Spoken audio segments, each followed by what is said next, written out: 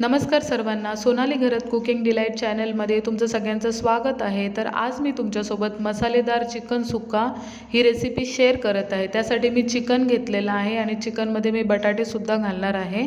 फोडणीसाठी कांदा आणि लसूण वापरायचा आहे। तर आपल्याला वाटण करून घ्यायचं आहे। सुकं खोबरं, भाजलेला कांदा, आलं, मिरची आणि कोथिंबीर हे वाटण आपल्याला करून घ्यायचं आहे। सर्वात आधी मी खलबत्त्यामध्ये लसूण ठेचून घेत आहे।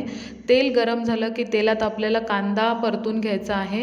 2 ते 3 मिनिटे कांदा व्यवस्थित फ्राय झाला की आपल्याला त्याच्यामध्ये ठेचलेलं लसूण घालायचं आहे। पाणी न वापरता नुसत्या वाफेवर मी हे चिकन शिजवून घेणार आहे। तर कांदा व्यवस्थित फ्राय झाला की यामध्ये आपल्याला ठेचलेलं लसूण घालायचं आहे।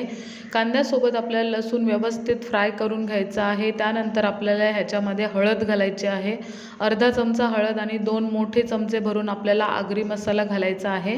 जर तुमच्याकडे आगरी मसाला अवेलेबल नसेल तर तुम्ही तुमच्या घरामध्ये जे लाल तिखट वापरता ते सुद्धा ह्याच्यामध्ये घालू शकता। तर आपल्याला व्यवस्थित मिक्स करून घ्यायचं आहे।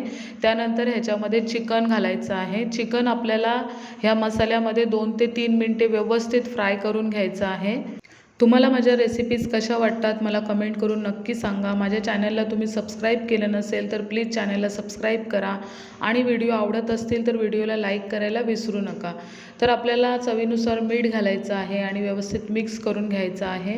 आणि ह्या पातेल्यावर आपल्याला झाकण ठेवून त्यामध्ये पाणी ठेवायचं आहे आणि नुसत्या वाफेवर हे चिकन आपल्याला शिजवून घ्यायचं आहे।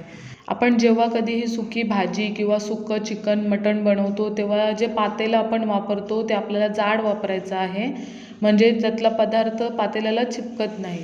तर ह्याच्यावर आपल्याला झाकण ठेवायचं आहे आणि झाकणामध्ये पाणी ठेवायचं आहे।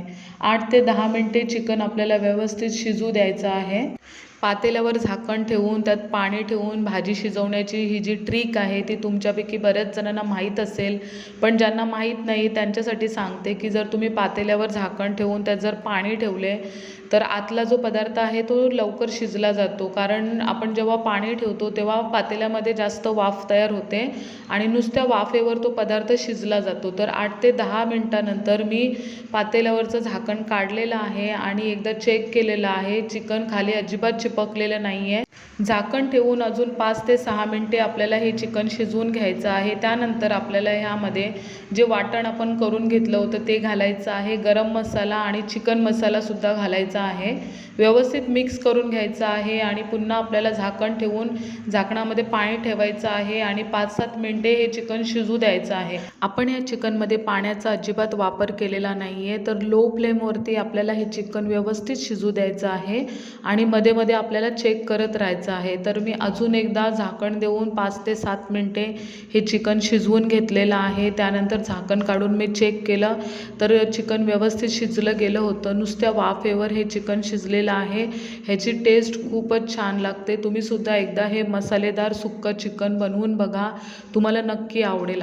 जर तुमच्याकडे आगरी मसाला अवेलेबल नसेल तर तुम्ही घरात जे लाल तिखट वापरता ते आणि धणे जिरे भाजून त्याची पावडर करून याच्यामध्ये घाला, तुम्हाला सेम टेस्ट लागेल। अशा प्रकारे मसालेदार सुक्का चिकन रेडी झालेला आहे।